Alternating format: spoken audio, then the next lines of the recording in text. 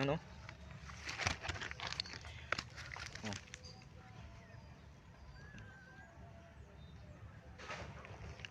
Yan. Bahol tayo ng isang medyo may labi-lab ng isang tilapia. Oh.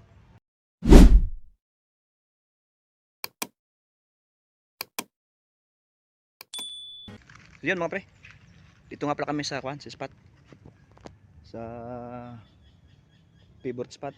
Pero na dito kami sa may sa kabila sa ano, dito sa may dito na kasi kami nakaparking ano.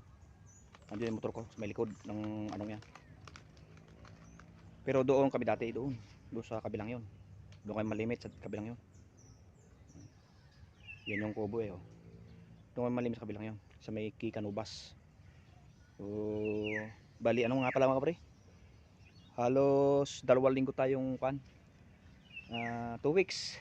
2 weeks tayong hindi nakapamana dito, nakapangisda. Tagal-tagal din ano mga pre. So yan, shoutout sa lahat sa mga solid mga manood at sa mga silent viewer. Maraming salamat sa lagi niyong panonood mga pre. At sa mga bago, palike naman mga pre, sa mga bago. At pa-subscribe na rin. At pakihit na rin ng notification bell para sakali kami ay may mga bagong upload na video ay ma-notify kayo mga pre. So mga pre, sitap lang ako ng gamit at tayo ay mag-umpisa na. Sana malinaw.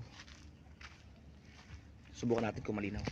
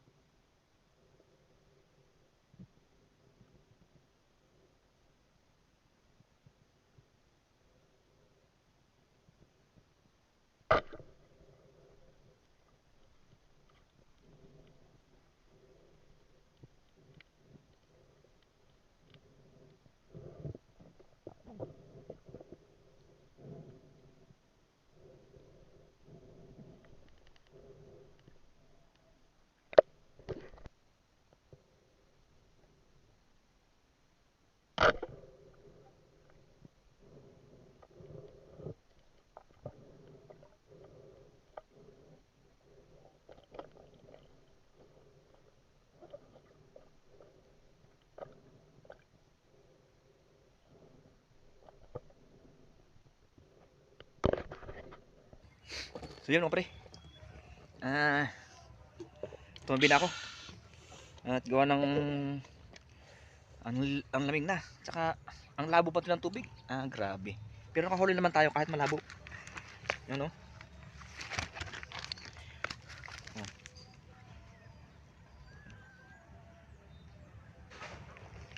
Yan. Bahol tayo ng isang medyo may labi-lab ng isang tilapia ko. Minsan na nga pala pare. Hindi ko na nakuha na video yung iba. At gawa ng ano naman. Pangit din naman ang kat. Gawa ng sobrang labo to ng tubig. Kaya halos hindi ko na kinuha ng video yung iba. Ayan o.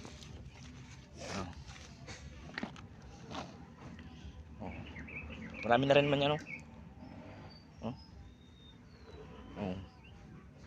1, 2, 3, 4, 5, 6, 7, 8, 9, 10, 11.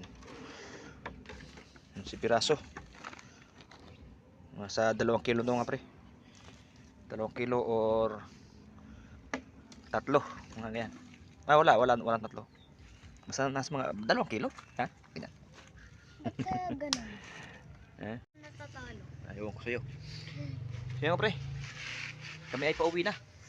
At wala talaga. Napakalabo talaga ang tubig. Hindi magandang mamana ngayon. Napakalabo. So sasubok tayo sa isang araw. Baka malinaw na. Yun mga pre. Maraming salamat sa mga napanood.